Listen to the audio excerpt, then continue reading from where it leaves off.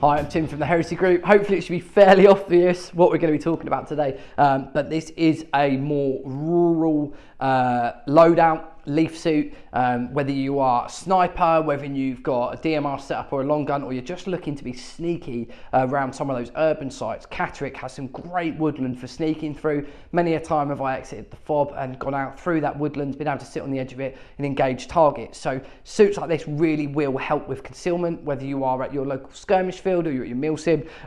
They really do help a lot, very effective by some of the bigger snipers that are out there. So what I've done here is I've used the leg off of a Jack Pike leaf suit. Now this could definitely do with being dressed up a little bit more with some sneaky leaves, but for the moment it does definitely conceal the weapon much better. So I will just show you a quick picture of this before and after with this laid over the top. A few little bits of leaves and stuff tied into this, it would be really effective. And this just hides the scar rail quite well. As you can see from the front, I've got the key bits that I need uncovered. That is the barrel at the front, the PEC, and then also the optic. And that's all that's really revealed on this. That works quite nicely. Can easily get to the magwell, as you can see from underneath, and it's nice and easy to grip and does actually hide both of your hands. So if you're laid at the front looking straight down from the gun, it just helps to hide some of that silhouette away. So putting the gun down, let's talk a little bit about the suit and the setup that I've got here. This is the North Mountain Gear Deluxe leaf suit. I have tied in some sneaky leaves, definitely could do some more work like most leaf suits. And as you can see with the hood up, really helps to break up some of that silhouette. And as you can see from the back as well, works incredibly well. What I'll do now is quickly still this image, and I will just drop in some forest behind it or some dark autumn forest, just see how well these leaf suits blend in colour wise and do work incredibly well.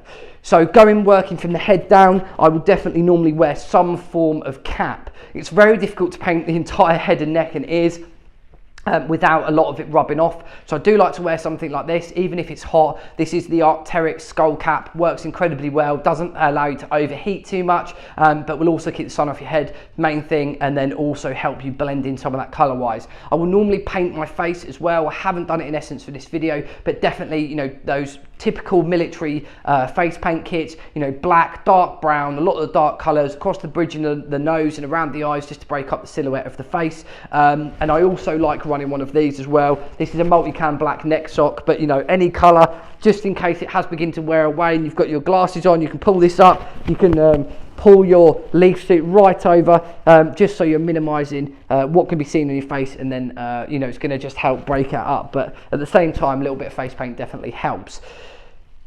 I will talk about backpacks after, but as with any loadout that we talk about on this channel, it's massively dependent on where you are, who you're running with, the type of event you're at, so on and so forth. There's lots and lots of caveats, so this kit will always change. There is no one size fits all leaf suit setup or DA setup or recce setup. It really does always change dependent on the operation that you're doing, but for this is the way that I like to run my loadout. I run everything underneath the leaf suit top, including a backpack. So what I'll do here is just grab this zipper and take the top leaf suit off. Now I do just have a normal t-shirt just for the convenience of filming today, but this may be, you know, something like a Helicontex thermal top. It might be a dry fit if it's a really hot day. I really like using the sports dry fit tops. It just stops you from being sweaty and does help wick some of the sweat away from the body if you are really overheating in something like this. Here I have the Spirit Systems clone. There's a full video of it back on the channel. It's absolutely incredible. I've run it a ton of times. I've actually compared it to two real Spirituses and guys that have run Spirit Systems, and they were really impressed with it. I've got a couple more magazines for the Scar up here. One of my favourite tools for any recce ops or anything like that, or anytime you're taking longer engagements, is the Vortex Optic Impact Rangefinder.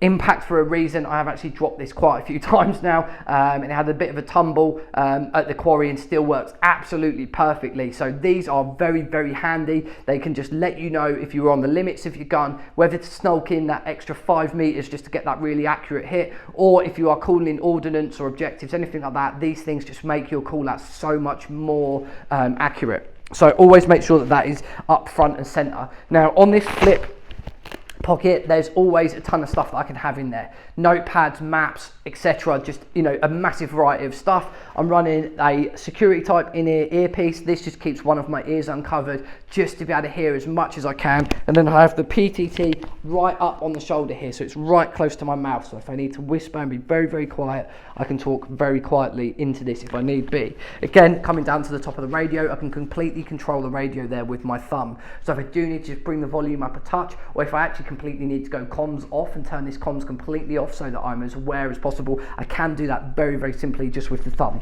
Moving down towards the belt kit, because of running the SCAR, and one of the main benefits for me to, you know, like using the SCAR as this type of platform over a sniper rifle, is because I am actually capable of going close CQB combat with this setup if I need to. Now, I have been in positions before where I've been out doing a recce, we have been eyes on a target, and then all of a sudden a HVT has walked around by us or close to us. So because of that, that enables us to switch and quickly attack a target. We have, you know, we have sort of CQB based ordnance around us, bangs, smokes, whatever, to be able to take that HVT and go up close if we need to. But I always recommend having a couple of bangs just in case. The same with smoke. I found smoke incredibly powerful if you're about to be flushed out, if you think you've been spotted, if you've got to hightail it. One big smoke, even if you throw it just as a bit of a distraction, always really helps, especially in that dense forest.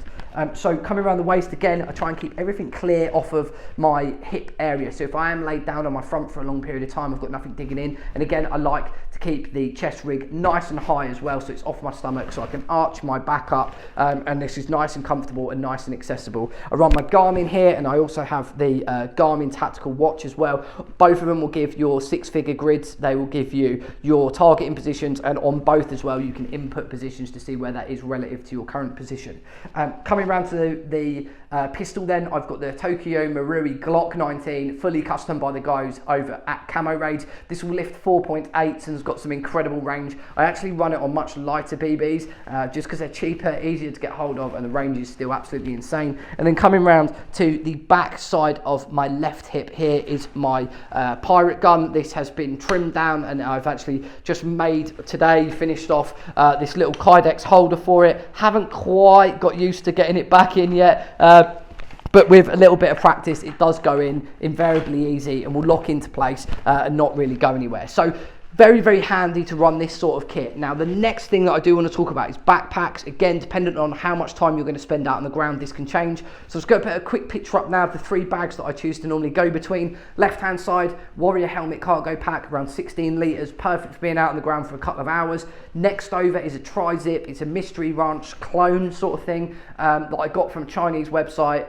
Absolutely incredible bag. I think I ended up picking it up for about £28 with the waterproof tri-zip. I've run this out on the ground about 3 or 4 times now. I'm willing to sort of batter in and beat it just because of, you know, how cheap it was, but it's been a really, really sturdy bag, obviously in multicam black as well, something that can be worn underneath the leaf suit. Moving right over to the right hand side, this is the Warrior Assault Systems Predator pack. This is a big, big bag. This will take a lot of kit if you need to stay out on the night for the ground. If you need to be out on the ground for sort of say 6 to 8 hours, this will sustain you.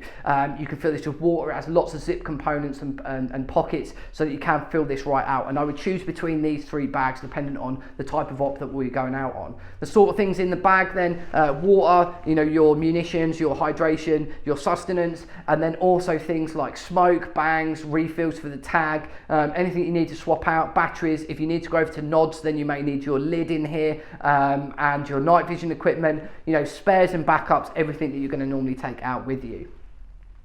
So guys, coming back to this setup then, again, you could change this out dramatically, but I am really impressed with this setup. I do like the leaf suits. I will definitely be trying to get to a few more kind of woodland based scenario events throughout this year to try and run this out. I will be adding to it. If you do have any tips on ghillie and concealment, I know a couple of you guys are absolute wizards. Please make sure you put some comments in the box below. Do you think there's something that I've missed or some feedback that you'd like to give on this kit? Always more than happy to take feedback on some of the kit that's being done. I will do some more loadouts a bit quick like this so you can see the sort of thing that I run and the kind of base that you could potentially begin to build from. Thank you very much for watching. Please go and check out the rest of the videos on the channel, theheresygroup.com, and if you are interested in seeing a lot more milsim related airsoft content, please make sure you whack that subscribe button. Appreciate it. See you guys soon.